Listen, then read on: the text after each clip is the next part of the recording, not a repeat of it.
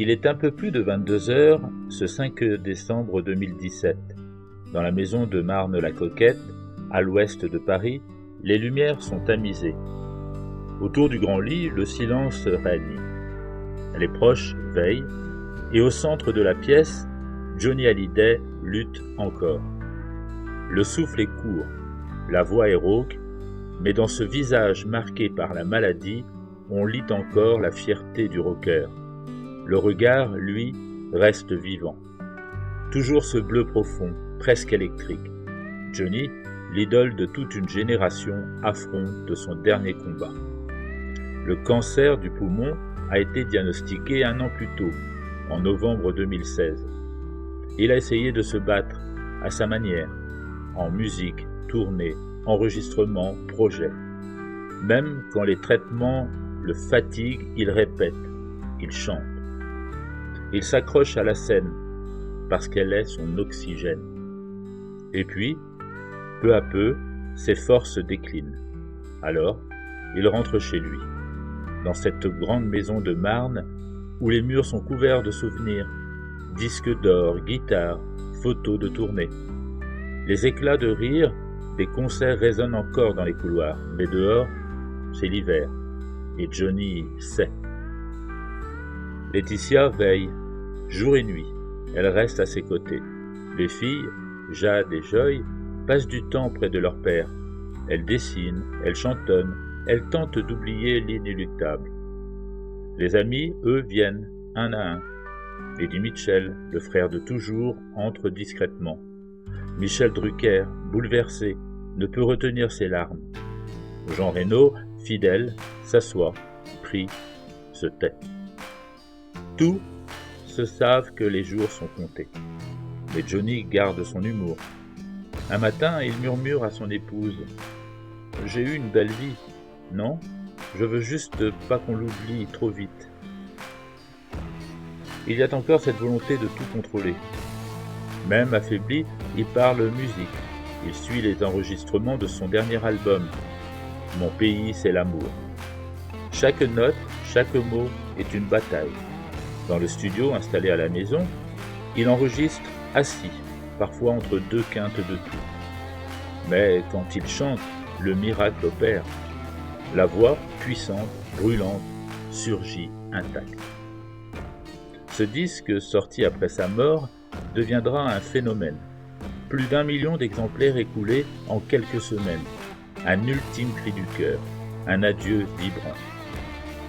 Les derniers jours, la maison ressemble à un sanctuaire. Les rideaux sont tirés, les médecins se relaient discrètement. Johnny refuse l'hôpital. Il veut mourir chez lui, entouré des siens. Dans le parc, les arbres bruissent doucement. Une Harley repose sous une bâche, un symbole, presque une sentinelle, comme si la machine elle-même attendait son maître. Le 5 décembre, la respiration devient plus faible. Les visages se figent. À 22h10, Johnny s'éteint paisiblement, dans son sommeil à 74 ans. Il laisse derrière lui plus de 50 ans de carrière, 1000 concerts, des générations entières qui ont grandi avec lui. Cette nuit-là, la France se fige. Les radios interrompent leur programme. Les fans se rassemblent spontanément, bougies à la main, dans toutes les villes du pays. Les réseaux saturent. Un nom revient partout. Johnny. Sans même le dire, tout le monde comprend.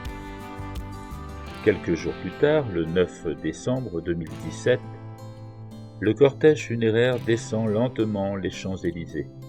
Des centaines de motards ouvrent la marche, moteurs grondants, phares allumés. Ils sont venus de toute la France, des ouvriers, des retraités, des jeunes, des fans de toujours. Certains pleurent, d'autres chantent. Tous ont l'impression d'enterrer un frère. Sur le parvis de l'église de la Madeleine, Laetitia, Jade et Joy se tiennent la main. David, Laura, Sylvie Vartan, tous sont présents.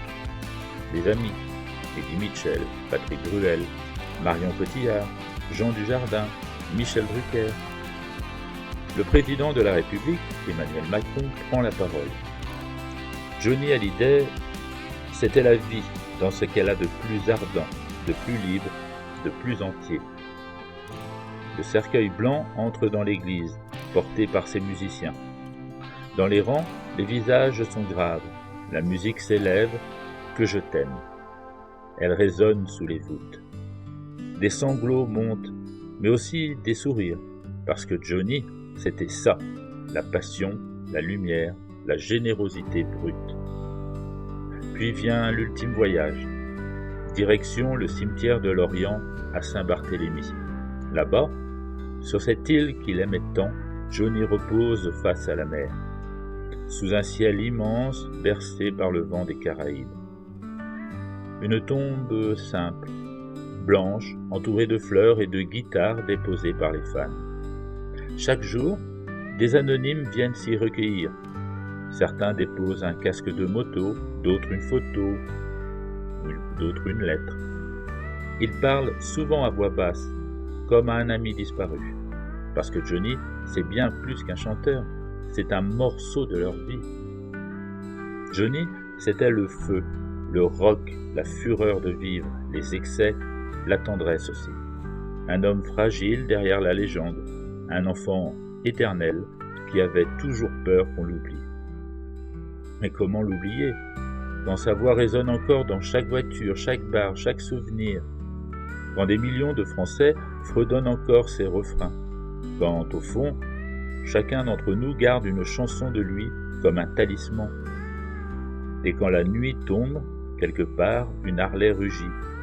Dans le bruit du vent, on croit entendre sa voix. Johnny, toujours vivant, quelque part là-haut, au paradis des rockers.